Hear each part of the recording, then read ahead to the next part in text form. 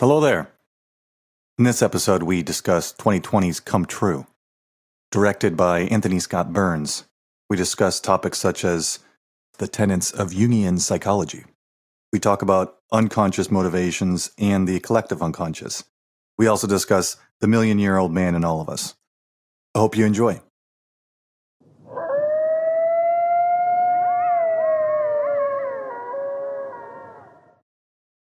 Good morning. Hi. Good morning. Yeah, how's it going? Did you sleep well? No, I slept terribly. Oh, God, really? Yeah, I had this dream that I was advancing through strange portals, and before me at the end of a hallway stood a shadow with glowing eyes. You ever had that dream? Yeah, I've had that dream a few times, actually. Speaking of guys with glowing eyes, we have a guest today. We do? Hi. Oh, hi. Hello again. Have you been these past couple of days? Been scavenging for food? It's been some hard work, but I'm alive. Oh, don't scavenge over in my direction. You can go scavenge from John. Well, guys, since we're all here, I think I know the movie that inspired this dream. And I've got some reviews of that movie, which I'm going to read to you. I'm going to give you the director's name, Anthony Scott Burns from Canada, if that helps. Does it? Yeah. The film's icy cinematography and synth-centric score feel a tad heavy-handed. Still, they collectively help the director to approach his Cronenbergian levels of paranoia-infused terror, even though he doesn't quite get there.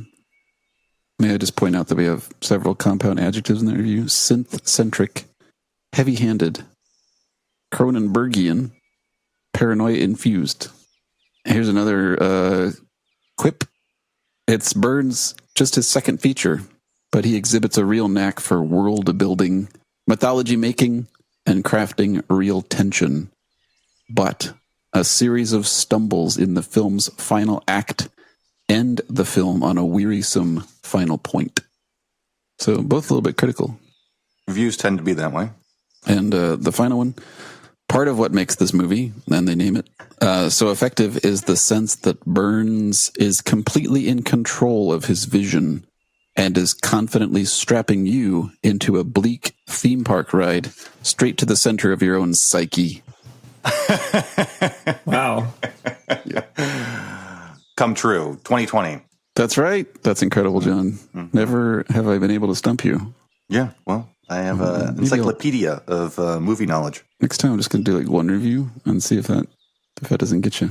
Maybe next time you should just have a dream of a review in the tent next to me, and I'll connect to you through the collective unconscious. We could do that too. Yeah, I mean, that's option B, I would say. John, can you talk a little more about the collective unconscious? Oh, well, I think that we should probably define some terms so that we're all working off the same, I don't know, definitions. So, Oh, I don't know. So there's 4 sections of this movie, and I would say that they're lightly seasoned into the film, but they're still prominently presented, so I figure that it's worth defining them. This movie is cut into 4 sections. First section being the persona, second section, anima and the animus, third section, the shadow, and then the fourth section, the self, right? That's how it's sectioned out? Yeah. Persona essentially being a social mask that is portrayed to others of the person. So it's their front-facing social side. The definition of the anima and animus is sort of that same idea, but the facing side to the collective unconscious. And that section is wildly confusing to me. So if others have more information on that, great.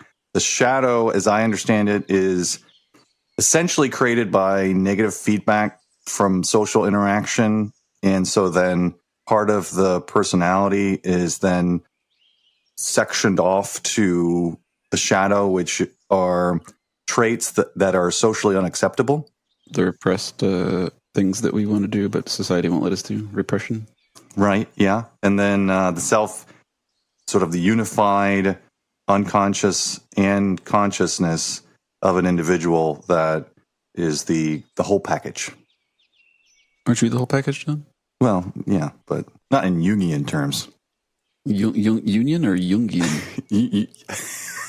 So this is some kind of it's a theory in psychology, psychotherapy, that to reach one's ultimate humanness, the fourth stage of the self, is where we all want to wind up. Is that true? Well, the goal is to broaden the self as much as possible over time through individuation from society's repressive messages. Well, the whole package. So you want to broaden your own individuality through self-experience of the unconscious and collective unconscious, as well as building a strong persona and challenging yourself to become as a full, broadly experienced individual. So Jung has but he has his own sort of thought process around this, and it sort of sits in its own category. It isn't necessarily the same for every approach to therapy. So he has his little theories and his own approach, but I wouldn't generalize that across the entire experience of therapy. Yeah, I mean, I get that there were those section headings. But the end of the movie does not seem like a positive fruition of Sarah, the main character's development. And I also don't see how the ending and the whole thing about being in a coma meshes at all with the Jungian overlay. Mm-hmm. Yeah, that's why I was saying it's sort of lightly seasoned, but not baked into the movie, to use cooking terms. I really like this movie, and then I went searching for reviews and was surprised at how negative the reviews were. People really bashed it, but I think the reviews helped me to realize some incongruities that I hadn't noticed before. And then I read an interview with the director, Burns, and he made it sound like, yeah, he knows that there's all these inconsistencies, and I guess he watched some documentary about nightmares, which was called Nightmare. And that inspired him. And he actually said that he had this dream as a kid. I guess his mother died. The director's mother died quite when he was like 11, and he had this dream of a shadowy figure with sitting on the edge of his bed. Yeah, and so he was like, and then just kind of the interview sort of sounded like a stoner college student kind of.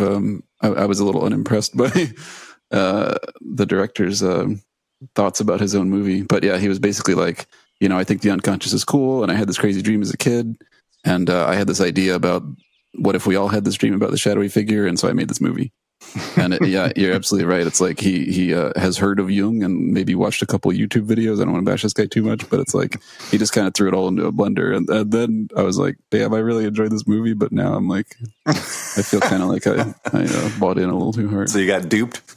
Yeah, I think it was just the filmmaking, like the music was like perfect. And I was wearing my super duper headphones, and so I could hear every like click and every rustle of wood in those dream sequences. And it was just like the film engrossed me at least, in a way that hadn't happened in a long, long time. So like that review I read about the director being in control of his vision, I could not agree more with that.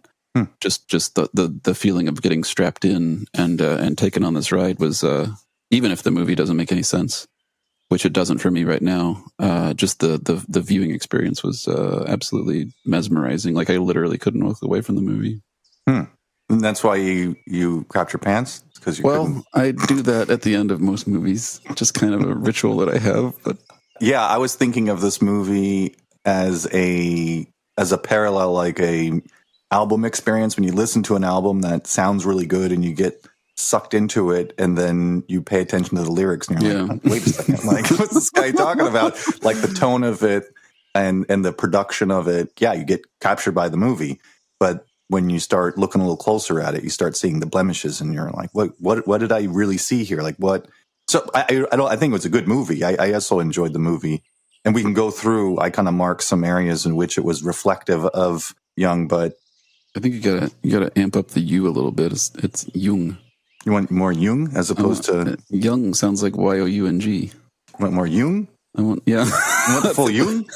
I don't know about the upward intonation, but you gotta purse your lips a little more on the Jung. Okay. Yeah.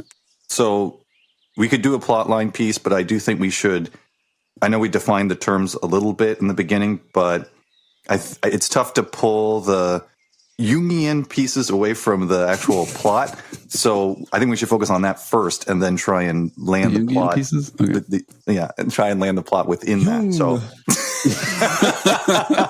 it helps if you punch yourself in the diaphragm. So the little pieces that I saw, first there was a huge reference to horror movies within this. There was reference to Night of the Living Dead, to George Romero, the director of the program. He was referred to as Myers. I don't know if it's a Michael Myers reference. Yeah, I was going to add two other the Terminator poster in Riff's office, and yeah, that was all I was going to say actually. Oh wow! Well, thanks for sharing. And then the Philip K. Dick bookstore scene. I don't know. I've never read any Philip K. Dick, but I believe he was a horror of some kind author. He did a lot of science fiction, and I looked up that book in particular. We could really have a two-parter on this movie. First part, sort of the discovery that we're having now, and then a second part to more refine why these pieces were in the movie. And so another reference was that the hospital room that Sarah was in was 237, which is the same hotel room in The Shining. So there's these little specs that he added that were a reference to other horror movies. But I don't remember whether he said this in the interview or not, but it's kind of this, I think he did, that it's like, when you dream, your mind takes these little snippets from your day's experience or your life experience, and the random stuff in the hallway, like as we were advancing towards the shadow figure, the Jack in the Box and the phone that's ringing and stuff, is just like normal everyday objects. So I think he was in the movie making itself. The whole question is at the end, is Sarah in a coma, or was the whole movie a dream, or did she fall into a coma at some point in the movie before which it was reality? And so it's maybe all those, I guess, pop culture references kind of jive with that notion of our minds populating our brains with everyday objects. Yeah, and it said at the very end that she was in a coma for 20 years or something like that. Yeah, it was 20 years, and no, almost 20 years. And one of my thoughts initially was that everything felt roughly 80s, early 90s to me, like the Terminator poster and Weekend at Bernie's. I didn't know. There's a Weekend at Bernie's poster too. Was it really? Yeah, and in the beginning was in her bedroom. I did not see that. But yeah, but everybody had smartphones at the same time. So I was like, is this just a really huge oversight, or is this and then so yeah, I think that leads me to believe, I guess, to lean towards the theory that she was in a coma the whole time, and her coma began sometime in high school when it was the 80s, and now it's whatever. But she's populating her coma dreams with little bits of modernity, like her cell phone. So, but how could she have experiences with cell phones in a coma if she fell into a coma when she was in high school in the 80s? I don't know. The cell phone, I believe, was the mode of communication, the modern mode of communication to her in her coma. So it's 20 years later, and so smartphones exist, and I think the smartphone was a representation of trying to communicate with someone presently. That was the mode that was being channeled through, was the cell phone. That was my guess. What does that mean though? Like if she falls into a coma when she's 18 in the 80s, let's say, never having seen a cell phone, how does she come to have coma dreams about cell phones? This is where you start to have the plot breakdown. I think as an audience member, the cell phone represents their mode of communication with her presently. I think as her in a real life situation, she would have never experienced a cell phone. So how could she have a perception or a dream of it? So in her dream, is she looking at like a landline or a note on the toilet, and then it just appears as a cell phone to us because that's what the people trying to rescue her are using? We should consider this as a artist's rendition as opposed to a documentary in that. So yeah, I guess in your ask, technically, if it was seen purely through her eyes, then it would have been a telephone or a fax. Definitely a fax. Yeah. Fax would probably make the most sense. Can I just go through the little sections here as he pulls out the different Jungian references? So for the persona, I saw this movie's trying to do a lot. It's a plot that's enjoyable or coherent, let's say, through A to Z, but then he's also trying to add these Jungian sort of principles. So within the persona section, the only real persona areas that seemed to be highlighted in the movie were that Sarah was communicating with her friends who she's staying with about superficial things, and as opposed to talking about the difficulties that she's having. So she's homeless. She's kicked out of her parents' house, evidently. And so she's trying to find a place to stay. And instead of talking to her friend about these deep-seated concerns, she's just sort of superficially saying, thanks, I'm glad that I could stay here. I'm just happy that there's a bed, you know? And so that's maybe a persona trait of not talking about the things that are much more difficult. And then she does have a dream there where she's encroaching on a desk, like a school desk that has a bunch of knives in it. So kind of a representation of the conflict between her social experience at school and her repressing that in a symbolic, I hate school kind of illustration. So that's another kind of idea of pushing into the persona of, I need to be appropriate and I don't like school because it conflicts with who I truly am and having to deal with all these other personas in a sense. So that was the two pieces within that quarter of the movie that I saw as representations of the persona. I don't know if you guys saw additional or anything in regard to that. She does drink a lot of coffee. If that can be a symbol for trying to, she's not sleeping well because of these shadow dreams, and she drinks the coffee to function at school, presumably, and also to stay awake. Maybe for society's benefit in some way. I thought it was interesting that no hint is given at all of what the troubles are at home. There's one interaction where her mother kind of catches her, but she sleeps out in the playground, and she sneaks home after mom leaves to take showers and grab her stuff. So yeah, there's, was whatever that family trauma, is that what cued the shadow dreams, or are the shadow dreams a totally unconnected secondary phenomenon? And because she's basically homeless, and she's also getting bullied at school. So, I mean, there's a lot of potential causes for nightmares, I guess. Yeah, and to consider the concepts of the personal unconscious and the collective unconscious. So there's scenes where the camera pushes in, it always pushes in a linear way. There's nothing dynamic to it. It's like on a track. So you see it push into what appears to be a personal unconscious, where you see a figure and maybe there's a representation of an object in front of the individual. And then it pushes past that person and then goes into what I would describe as the collective unconscious, when you start to see the guy with the eyes. So the guy with the eyes is some archetype of the collective unconscious. Would you guys agree with that? There's also the other human figures kind of hanging from ceilings or tacked onto walls and stuff. Is that the personal or the collective, would you say? I would say that's the personal. So those people are what are we meant to make of those human forms? It wasn't clear, and I think that's where the permission is given to the director, where he's providing us with emotional art that looks cool, but has no real reference to Sarah. I think that was supposed to represent the individual unconscious, but to be able to see that and extract it to a particular thing within Sarah, I think the movie doesn't provide that to us. I think that it looks cool, but having legs on a wall, or, someone approaching you with a bunch of legs, it's maybe you could say something that she's running from something or along those lines, but we would just be guessing. At least I would be. I don't know. You guys might have a different opinion. I guess you do have to, if you have to hide and repress all these socially unacceptable parts of yourself, then that act in and of itself is isolating.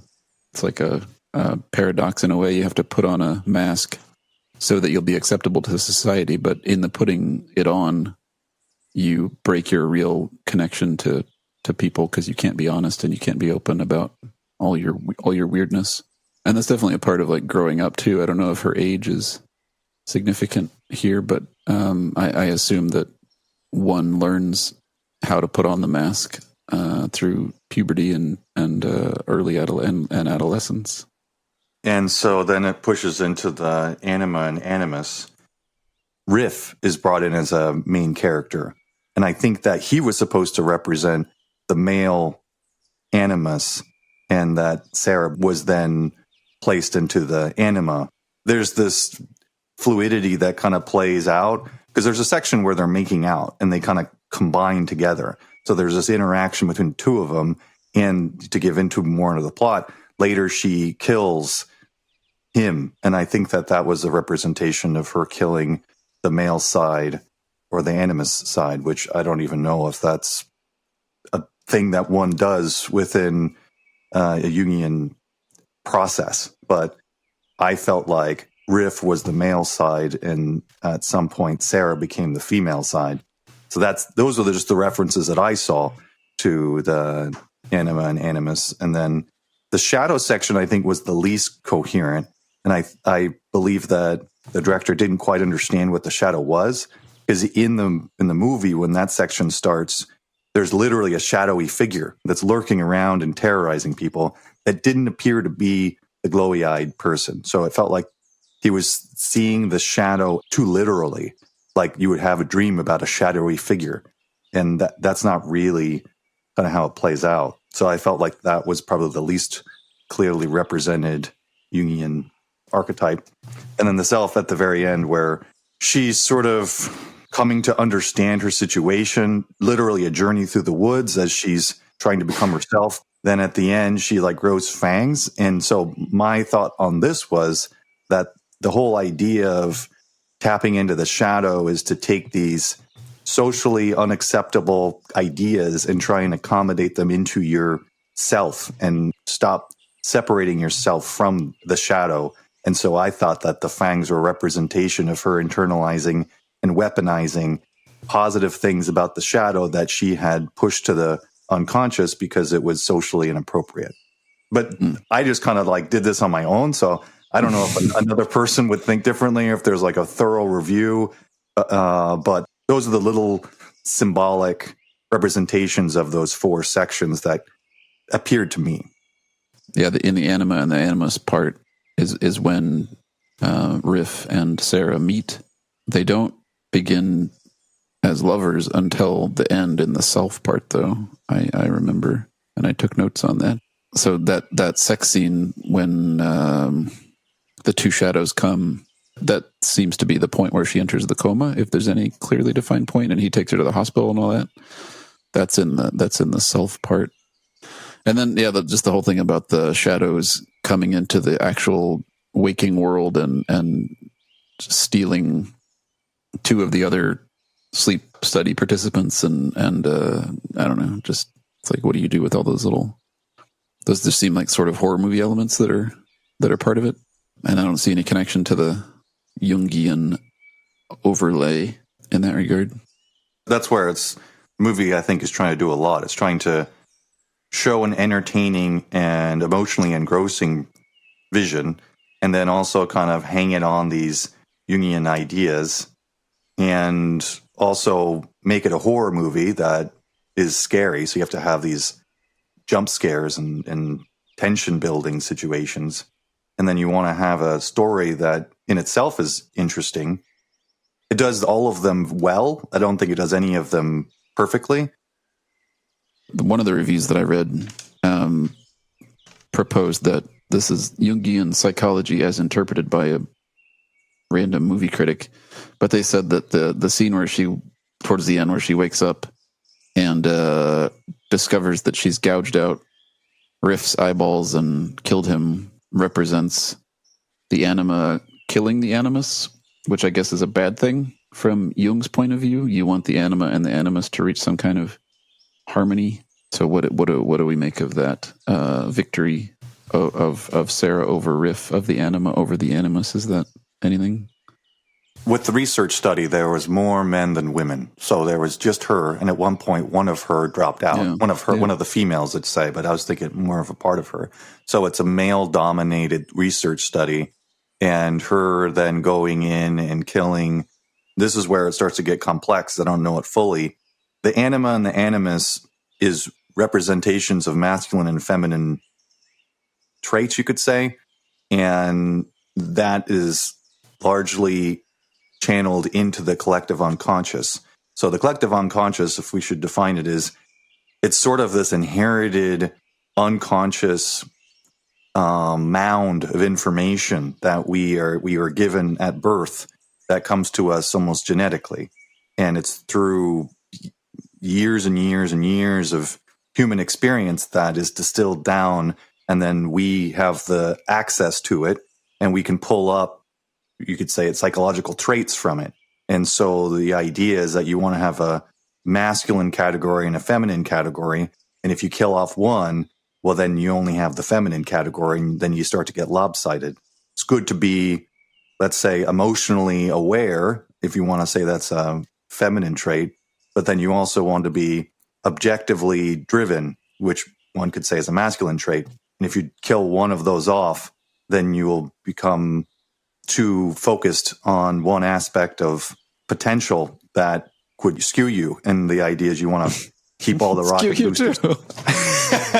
Yeah. So, but again, like, these are just my understandings of it. If you guys have a different understanding of it, then.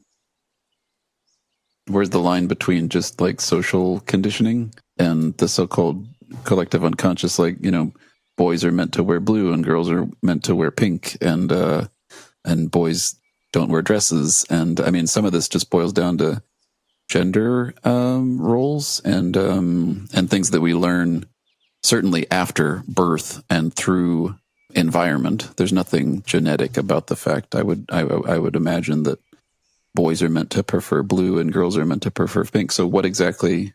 I'm not saying that the collective unconscious is. I don't think you said it was actually genetic, but it's almost as powerful. So, like, is there a difference between those kind of social conditions that we all take on versus what Jung was about?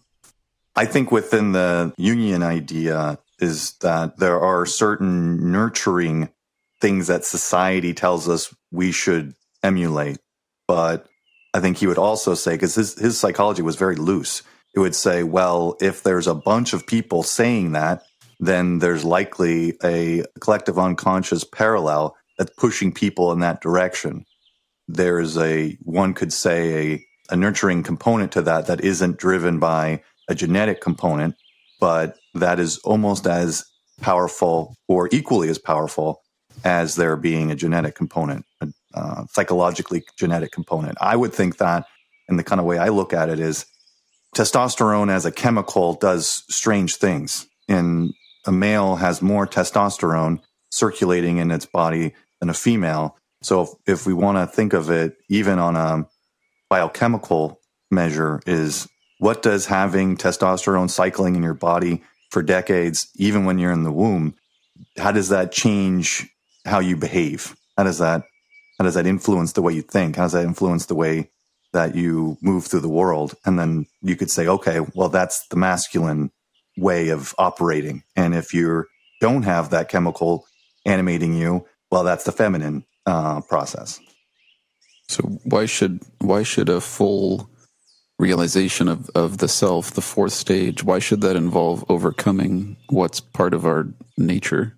Why is it better, which I assume Jung would have said, why is it better to unify these disparate, the anima and the animus and the unconscious and the conscious, rather than just be the being that you were popped out of to be?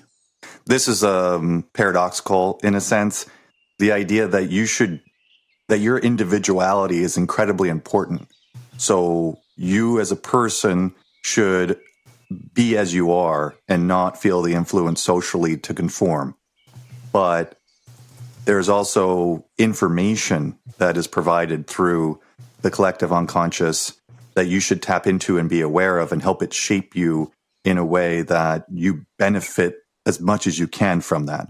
And there are certain masculine and feminine values within that collective unconscious that you should be aware of to help you exercise areas of your psyche that are underdeveloped. So be as best as you can as an individual. Individualism is championed, but also look inside of you to the collective unconscious and learn from these things bubbling up in you, because they've propelled the species to the where it's at now. And if you underestimate the value in that, well, then you're not getting the full maximum benefit that you could broadly. One review I read, it was about the anima and the animus part of the movie, and Riff is, there's a lot of senses in which he behaves really inappropriately. Like, he obviously seems to stalk Sarah in the bookstore, and then he looks through the video camera at her sleeping, and then follows her into the movie theater. So there's kind of these elements of like creepy or toxic masculinity, if that is somehow connected to the animus, I don't know. But then at the same time, he's got anima traits. He's if I'm right about what those are, he's kind of, he's insightful, he's inquisitive, he always is a scientific. He waits for the data, and he's curious, and he's gentle. There's some scenes where Sarah, especially when she freaks out about how he is behaving, Sarah yells and screams at him, and Riff does not yell and scream back. He kind of takes it and is gentle, and he's also kind of nerdy. So if those are anima traits, he would represent both animus and anima. So that, just to put that out there, I don't know if Riff is and then of course Riff gets killed in the end by Sarah, who has vampire fangs. I don't know. It's there's just all these cool ideas that seem about an inch deep in terms of trying to analyze it. So I was suggesting that the fangs were a representation of the internalization of her shadow, and then her positively weaponizing that. It also could be that she consumed Riff and then made that a part of her, as opposed to feeling it was separate. So him being the animus, she killed him, but by the vampire teeth suggesting that she consumed him, and now it's a part of herself. Do you think there's any purpose when they first have sex? I'm assuming those two sex scenes are the same act of intercourse. Maybe I'm wrong, but like in the first one, he's on top, sort of, and there's lots of thrusting, and you could say the male is the agent in that sexual position, and then the two shadows come up behind Riff as he's thrusting, and then she goes into the coma. But then when she's back gouging his eyes out, she's in a more dominant sexual position. Is there anything to that? Is it the fact that he's like being aggressively masculine or animus-y in the first scene that causes the shadow figures to rise up in her and trigger some kind of revolt against her anima side? And I mean, you can run with that all day, but trying to reclaim that section of her that maybe became overly dominated by but at the same time, there wasn't any suggestion that I received from the way that was filmed that she was uncomfortable or feeling, unempowered or in a passive role either. She didn't, at least that wasn't communicated to me through the scene. There's lots of room one could explore within that. And if you want to refer to kind of Jungian interpretation, that there's a lot of interpretation within the process. So you can kind of run with it in many different directions. And that's part of the reason why it's maybe kind of fell out of favor, is because there's no concrete process to it. And there's a lot of interpretive elements. And if you're in a therapeutic hierarchy, let's say, then one would have the power of suggesting that their dreams or their experiences were this, as opposed to one coming to their own interpretations. And either way, even if you came to an interpretation, how would that really value you overall? But anyways, so I thought all those interchanges were representing the interplay between the anima and the animus. within a front-facing collective unconscious experience. Whether that was obvious in the movie or what the director intended, that's the way I interpreted it, that all those processes was just kind of a churn that was kind of stumbling, but was also enriching, if you want to say that. Like enriching to the self. There's also that scene in the self part where Riff, I guess, has taken Sarah home after the hospital episode, where she goes to the dance club to search for Zoe and winds up puking and passing out in the bathroom. Then after that is when the self quarter of the movie starts, and Sarah seems to be in Riff's apartment, sleeping on the couch, and then she wakes up and Riff has strapped himself to his bed and all his equipment, and she watches Riff have a dream about herself, which was a really cool scene. I thought, what would it feel like to watch someone else's dream about you? That's just kind of, I guess, where I'm settling with this movie is like there's these incredibly, and the music plays a big role, there's these incredibly powerful scenes and they're very moving, and it's not like jump scares, although there are a couple. It's more about just like, I don't know, it just really, really catches your attention and absorbs your emotions. And then, if we try to apply that scene to this larger Jungian framework, how does Sarah entering Riff's apartment and seeing her animus dream about connecting with the anima contribute towards that resolution, which would lead towards the self? In that scene that Brian's talking about, there's an interesting part where she's watching the dream, and from his perspective, Riff's perspective, he's looking into Sarah's eyes, and I think she's wearing sunglasses, and he sees his reflection, and he has fangs, and then it like melds into her eyeballs, and it's vice versa, and then she has fangs. And I think it kind of goes to Brian's other point. It's visually nice and interesting to watch. I immediately thought of the horror movie aspects of that, like where, like one vampire turns another vampire, right? Like, and I kind of view that as like, oh, this whole time he's been sort of leading her, he's running the study and he's kind of showing her this idea. She has this dream and she doesn't know anything about it. And he's like, well, we've all been having this dream with this shadowy figure, and he's kind of leading her, and he kind of like turns her, so to speak. I don't know. That's kind of what Brian was speaking to. There's not much to make of that, or even what you were talking about at the end. She has the fangs. Like, I mean, maybe it's a melding of the anima or the animus, but it ultimately didn't turn into anything, I think. She was drenched in blood from the waist down, which I didn't really understand if his eyes getting gouged out caused all that blood to be there, or if it was something about menstruation or maybe losing her virginity or something. But the fangs have an obvious connection to vampires and blood. And what if she is still in a dream or in a coma, and seeing the fangs in her own mouth is just a way to make sense and process all the blood on her body because of that connection between blood and vampires? What did you guys think of the ending? Like the idea of, because there's no real reason why she has to be in a coma. And I can see as Brian's illustrating the way that was traced in the movie in different ways.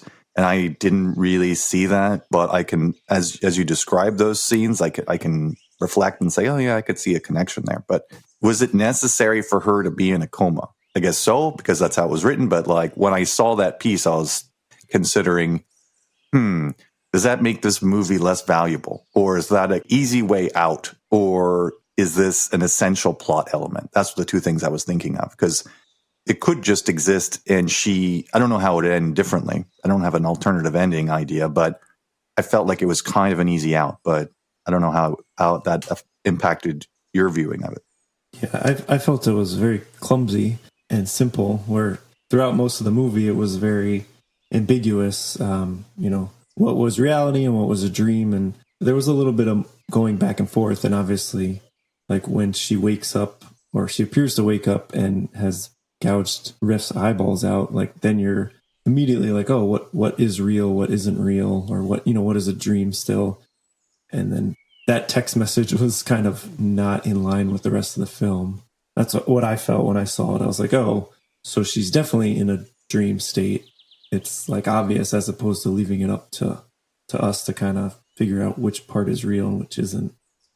I don't know what to make of the ending. I don't want to believe that it's just a cop-out way to end, but I mean, it's possible. And that's what some reviews said. If it is meant to be a factual element in the movie that she is in a coma, then I have to believe that the people sending that message at the end are the sleep researchers. But that raises its own whole host of problems because they've been in the coma too, or one assumes so, unless there's some branch off that occurs where she and Riff go off and have their personal relationship. But even then, the other one, Anita, the female researcher, she's involved in that scene where they walk through the woods forever. So I mean, there's an unresolvable melding of the researchers and the dreams in her coma, if it is a coma. So who is sending that message would need to be addressed. And why is she dreaming about? If she's if everything that appears in the coma dreams had to happen before the coma, then she was part of the research study before the coma, and she was engaged sexually with Riff before the coma, and then you can pinpoint where the coma was entered. Who sent it would be my question. This is where the movie is trying to do multiple things. It requires coherence, and I believe that if Sarah was in a coma from the beginning until the end, and she was having dreams connecting to the collective unconscious, her personal unconscious, that it would be so wildly unrecognizable as a movie, because the idea of the collective unconscious is that it's communicating with us as clearly as it can, but its language isn't clear to us. So it's representing itself in symbols and ideas that we have to interpret, because you could call it primitive, I guess, because it's such a basic substance within the psyche. But if the movie was just that, it would just be incoherent, except for small sections of it. So it's having to display sections of interacting with the collective unconscious while still having an interesting plot line, back to my idea of it having 4 different functions maybe. And so if you try and push one down and say, well, how come in this line of thinking that it doesn't make sense? And I think you have to defer to the other function of the movie and say, well, because it needs to be coherent and entertaining. Not to say we shouldn't analyze it at that level, but I think that's where it starts to degrade, is when you look at any particular thread, because in order to make the movie worth watching, maybe, is that it has to do all these functions without any of them being clear enough to be pure, I guess. There's the idea, too, that the cell phone message at the end is meant to be for the viewer. What are your thoughts about that? What do you mean? Do you think that it's a message for Sarah, or that the movie is saying that we are all in some kind of coma and we need to wake up? Because I mean, it is the final scene in the movie, and there's that really slow pan from her face in the mirror over to the toilet. Maybe. I don't particularly feel like I'm in a coma. If you're only on stage 1, 2, or 3 of the Jungian path towards stage 4, then in a sense your lived experience is not the true one. So in that sense, you're all in a coma. So I mean, is the point of the ending to encourage us all to go read Jung, or to learn more about psychoanalysis? Or I guess that would be my interpretation, is that Burns really just wants everybody to go learn about Jung. Watch the same YouTube video he did. So the idea of the collective unconscious, what are your opinions on this as to its, not necessarily its function, but its presence? Do you believe that it exists? Brad? In real life? Not the movie? Yeah, like stepping outside of the movie and thinking about Jungian psychology, do you believe that the collective unconscious is a thing, like a real thing? I would say I do not believe in it.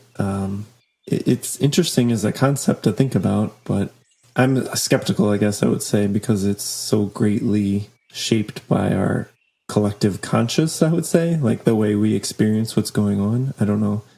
I mean, I can't remember the way you exactly defined it, but it's kind of based on a historical or greater understanding through time for all of humanity.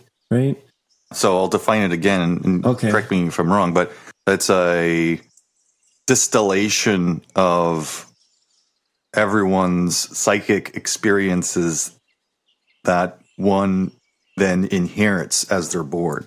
Thinking of, I think it's something like, there's a 2 million year old man in all of us. That's kind of the idea, is that going back to the origin of species, in a sense, that all of those experiences are distilled down, and then when you're born, then you have access to them if you take the time to consider them or allow them into your world. And sleep was or through dreams was the mode of connecting to it, because you're essentially in your own personal unconscious as you're asleep, which then puts you closer to the collective unconscious. It appears to be that there's a symbolic representation of past events that you can interpret and learn from. But the other piece, which feels more practical, as encapsulated in the same idea, is that if a baby is born, the natural seeking of, suckling to a nipple would be under that same guise. It's not that a baby was born and then they saw someone breastfeeding and said, hey, that looks like a good idea, I'll do that. So it's not like they were born without any knowledge or psychic structure and then objectively learned through perception. It was that when they came into the world, they already had a structure that they could pull from, and then that's how they started to nurse. And they learned part of the world through exploration, but they also have been provided a psychic structure as well. And that would be one part of the collective unconscious. So it sounds like you're sort of explaining what people call like natural ability, or like, I think it's probably more obvious in like animals, like how they just learn things or know things when they're born. Instinct, kind of. It's not. Mm-hmm. It's not an inherent instinct, or it is, but it's derived from this collective unconscious. Is what you're saying? Yeah, I think Jung would say that instinct is part of the collective unconscious. Interesting. Would you agree with that, Brian? I don't fully understand the term, despite your attempts to explain it. I have two concerns. One, it seems way too capacious. It can handle anything, any unexplainable phenomenon or urge or mysterious feeling we have can be tossed into this very large bucket that has the collective unconscious label on it. Mm-hmm. And that is unscientific, and that is not acceptable to my, it needs more definition. Whether it has that definition and the three of us just don't know it, or whether it lacks that definition, I do not know. But as explained by you, and from what little I know of it, it's far too large and of a bucket. Anything can be put there, apparently. One quick slice on that is that just to differentiate between the personal unconscious and the collective unconscious.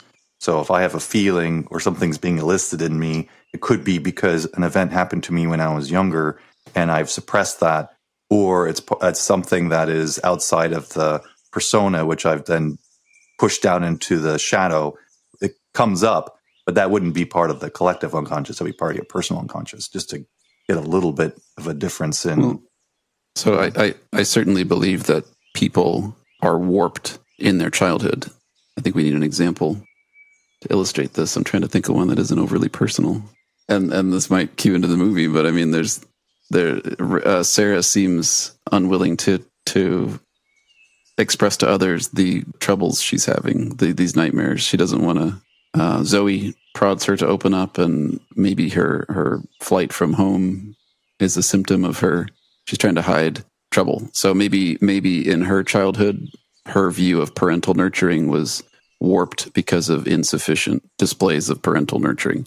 She had issues as a 5-year-old, and she went to her mother to seek comfort, and mother was unable to provide that comfort, or was absent, or something like that. So she grows up with this warped approach to managing her own troubles, and she won't confide in others, and she doesn't seek support from external people. Okay, so I fully agree that those psychological issues exist in people. You're saying that's a personal unconscious, correct? Yeah. Okay. First of all, what's unconscious about it? One can easily, with minimal reflection. There's an additional element I think that the term unconscious would imply is that we're also burying the fact that we, in her case, in this example, she's ignorant of and trying to hide the fact that she does not seek help from other humans. Mm-hmm. And she doesn't strike me as ignorant of, or it's not obvious that she's ignorant of that fact. So I don't see what this whole idea of an unconscious, she has this warp in her personality, this way of operating, which means she doesn't go and seek help from others. If she's aware of that, it would be conscious. If she's unaware of that, it would be unconscious. Mm-hmm. So it seems like that line is not clearly drawn, whether it's conscious or unconscious. And then further, just this term of unconsciousness implies that you need a therapist or you need some kind of treatment or you need some kind of meditative insight to realize it. And I think the passage of time helps a lot with realizing the way you were brought up. Just getting older, one naturally, as an adult, comes to view their parents differently and realize the strengths and weaknesses of their parent and perhaps blame their parents less for those warpings that occurred. So there's nothing that requires sitting and staring at your navel in a meditative state, nor visiting a therapist. Part of this hidden warping is made unhidden just by the act of growing older. So this whole idea of unconsciousness is just unclear to me. That's a good point. And some individuals say there isn't an unconscious, there was a used to be aware. So at some point you were aware. And at some point you went to your mother and she was unavailable to you and you were quite clear of that experience. But because that was such a challenging time and the mother was the only thing that you could have gotten support from at that point in time, and now that's collapsed as your support structure, and that's just not something I'm willing to tolerate. So then I will suppress it, and then it becomes part of the unconscious as I navigate the world from there, and I have trouble developing a relationship, but I don't necessarily know why. And the defense mechanism that's deployed the most is projection. So then it's not my problem, it's my boyfriend's problem, my girlfriend's problem. That's the reason why I have trouble in a relationship. And so at that point, it would be within the category of unconscious because you're projecting an experience you had previously that you're not operating on awareness of, and it's interfacing in your life. And then as you get older, you say, oh, well, my mother was working 3 jobs, so she couldn't have been there for me. And then on reflection of how I have been feeling previously, then I don't have as much concern of abandonment or something like that. And then I operate with more function. And now that it's been pulled out of the unconscious and now it's part of the conscious. But yeah, so in your question or you're kind of posing this is that technically it was always in the consciousness. It was just suppressed. And the idea of pure unconsciousness doesn't exist. It was something I used to be aware of. It's not that it is purely unconscious. It's that I don't remember it fully, kind of a thing. And then underneath that is where Jung is kind of putting in this collective unconscious where it's an inherited trait or a behavior that the human species has found to be effective. And so now it's literally linked into me. And so when I'm born, I seek a nipple, not because I know this is where food comes from, but because it's an inherited behavior trait that is part of the collective unconscious, along with, and this is where it gets more based on myth or something along those lines, is it also steers my ethics. It also steers my, spirituality or something along those lines. And by sleeping and thinking of dreams, I can interpret things from the collective unconscious, which is very difficult to experience and only through dream, because when I'm awake, those things I am completely unaware of. So just to give that as maybe a layering of the individual unconscious is what I used to know, and then the collective unconscious is what I've inherited through generation of human development. That's clear, that definition you're making about something I used to know, but I'm thinking of the 5-year-old who goes to, if this is Sarah in the movie, goes to their mother and doesn't receive. This has to happen over many, many attempts at comfort, right? It's not just a one-off event that would spiral the child into some personal unconscious habit of not seeking help from other humans, it would have to be repeated over time, I would imagine. Mm-hmm. I'm not sure what level of knowledge a young child could have of that experience beyond an emotional one. They would feel the rejection, and they would feel the lack of support, and they would feel the continued anxiety of whatever they were suffering from. So in that sense, they would know it.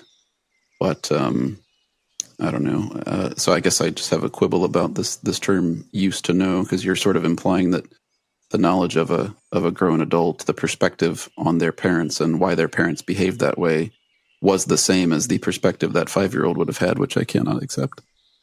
How do you mean? A 5-year-old will not have an insight that says that the reason I'm being treated this way is because my mother's father treated her this way, or because my dad is too stressed out at work to offer emotional support. The 5-year-old won't have those thoughts. This is where kind of structure theory comes in, where that event happened to me when I was 5, and I was 5 and underdeveloped, you could say, or didn't have the development capacity to understand the complexities of the situation. And so as I've gotten older, I've built these structures that I can hang these concepts on, like even what a job is. At the 5-year-old's experience, there is a linear understanding and consciousness of event. Like, I don't feel good. I know. I found that when I go to my mother, I feel better.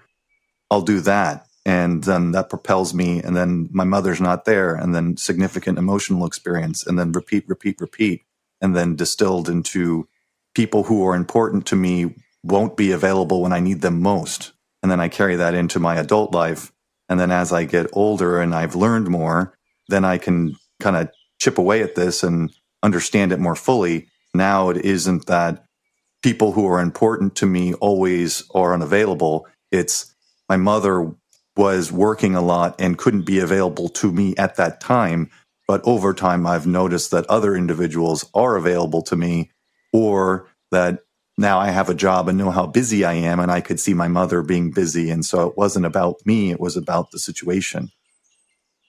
I'm leaning towards no on the collective unconscious. I absolutely, I believe that there are personal attitudes to life that are unhealthy that we learn at a very young age, and that some of those perhaps require the insight of a therapist. I guess it depends on how naturally reflective you are, but certainly can be aided by a therapeutic approach. But I don't know what it means for them to be unconscious, because of the fact that more of it is made conscious the older we get. It's like it was not in perspective, and then it is in perspective, is kind of how I would frame it. But the idea, I mean, you yourself gave that example of a baby suckling at its mother's breast. I mean, I would not be comfortable calling that an act of the collective unconscious or a product of the collective unconscious. I would to me, that's simple biological, the expression of genes. I mean, would you say that the fact that the baby urinates and defecates is part of the collective unconscious too? They were not taught to do that. It just happens naturally.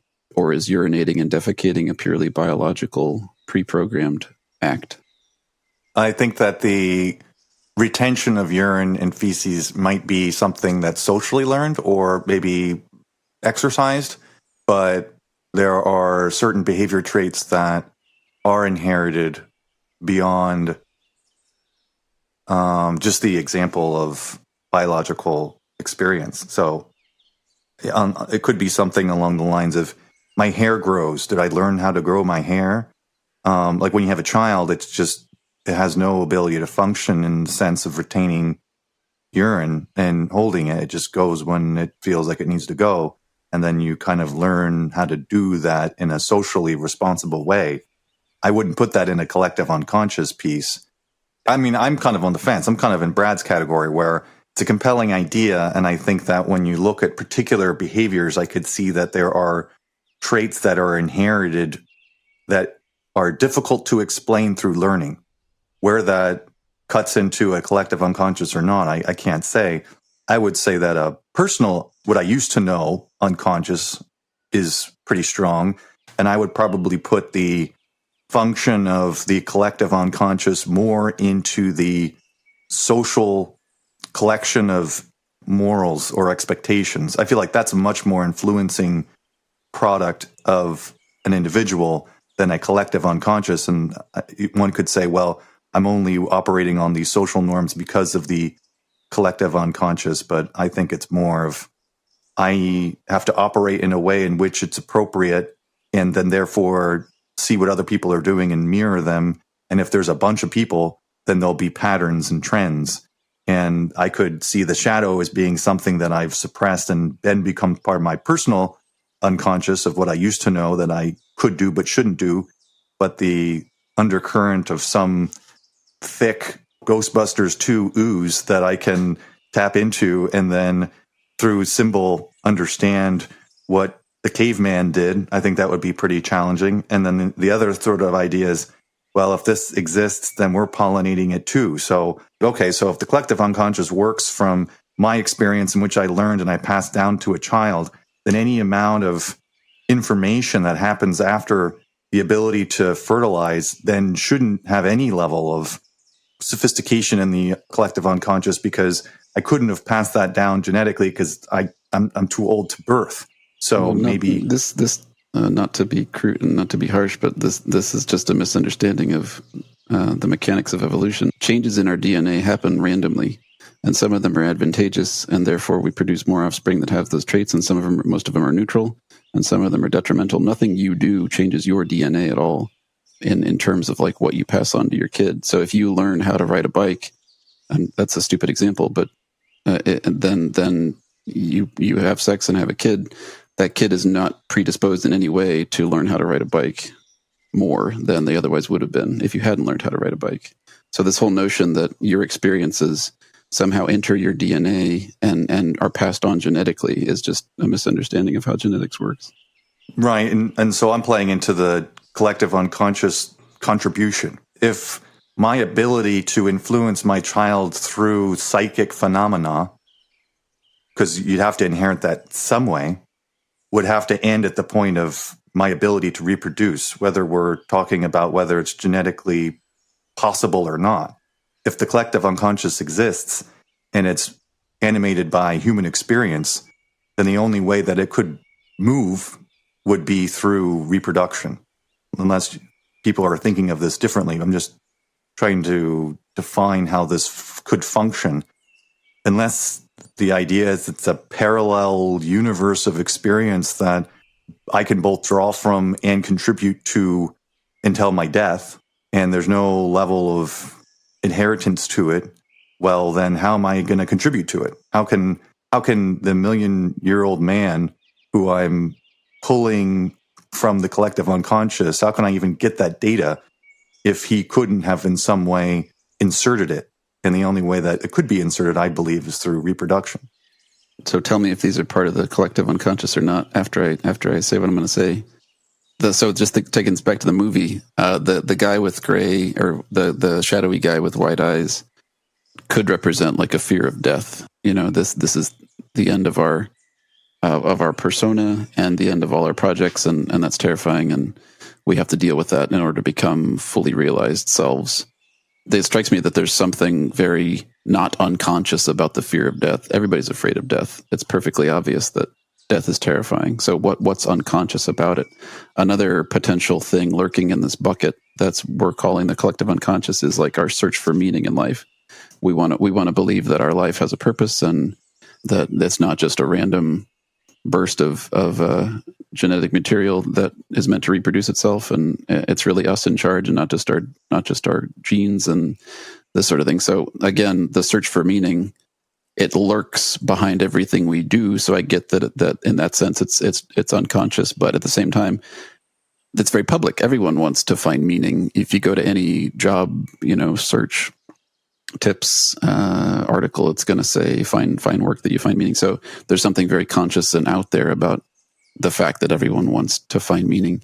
And same thing with morals. Like, I guess there's two things about morals, and one is that they lurk behind everything we do. So in that sense, they're not part of the foreground. They're part of the background, if you want to call that unconscious. But at the same time, morals are very conscious. We explicitly teach them to children, for example, and we have laws that explicitly codify them and punish their transgression. And also, they're always changing. Just think of our attitudes towards things like homosexuality or interracial marriage, for example. Those have radically altered within the past couple of decades. So where's your million-year-old man in that regard, and the effect that he's having if morals are so flexible? Some morals, at least. I grant that many of them are pretty solid, but those are just some things I scribbled down about this seemingly difficult term, unconscious. How are we going to wrap this podcast up? Well, first we have to resuscitate Brad. So I've actually entered the collective unconscious. I prepared a lot of symbolism around Philip K. Dick, which you haven't quite got to yet, but maybe in the third hour. That's just like what I focused on, because it's like you said, I Googled animus and anima like right before this, because I was like, what was that? And then I was like, oh, this is like a huge part of the movie that I did not have time to prepare for. It's just not terms I was familiar with. Yeah. But it's been very interesting. So, yeah. What about Philip K. Dick? I don't know anything about him.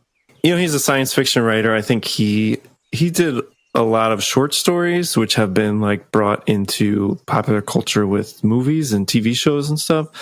But he's very focused on the ideas of reality. And he was like born of that Beat generation. And so he was a very heavy drug user, and kind of the what is real and what isn't real. Those elements of the film, I think, were there. But I didn't really have a lot to go on. Just I wasn't familiar with that book or story that she picked up. I can't remember the name of it. The book was called. The plot summary was something that like a company or an organization had figured out how to make robots, essentially like replicate human beings, and they made a new Abraham Lincoln, and then this and then this Abraham Lincoln they were like gonna sell to the public through a company. And then I guess Abraham Lincoln. He got shot by a robot, John Wilkes Booth, a competitor company. I think more the elements are actually, even though he's like an author, they're like represented a lot in the visual and the feel, kind of what you were describing. Like his books are very tech noir, this weird. A lot of them have like an investigator who's trying to figure out something, and it's in the future on a different reality. And so it's that, Blade Runner is a great example. If you've seen that movie or the newer one, that's like Philip K. Dick.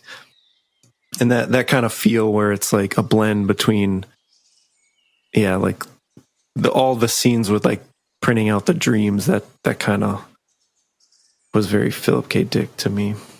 And the way it kind of had the movie's feel. So it's like an intersection of technology and science fiction, maybe? Yeah, definitely. Those are usually together, but yeah. But like future tech, I'll say a little bit, like things that don't exist. I guess that's science fiction, yeah. This is the final thing I'm going to say about this movie, and then I'm going to unplug my microphone. Sarah seemed happy when she saw her vampire teeth. And I don't feel like that has been addressed. Let's address that now. 30 minutes of conversation. Or was she happy because she saw the message on the phone? I can't imagine that message would be happiness. Under the idea of the end goal of creating a healthy self, then assuming that's what was created by the end of that scene, then happiness would be attached to it. That'd be kind of like my reasoning for her to be happy, more than the fact that she has vampire teeth. It's fitting within the linear process of step. Then last 15 minutes, one should be satisfied. Watch it. Leave feeling satisfied. All right. Well, yeah. So this was quite a conversation. Yeah, we gotta get moving on the trail, guys. Yeah, Sun's halfway up. Yeah, you guys gave me a lot to think about. I will catch you around the next switchback or something. Yeah, sounds good. I'm going to pop open this trail mix and, well, probably fall asleep after all this.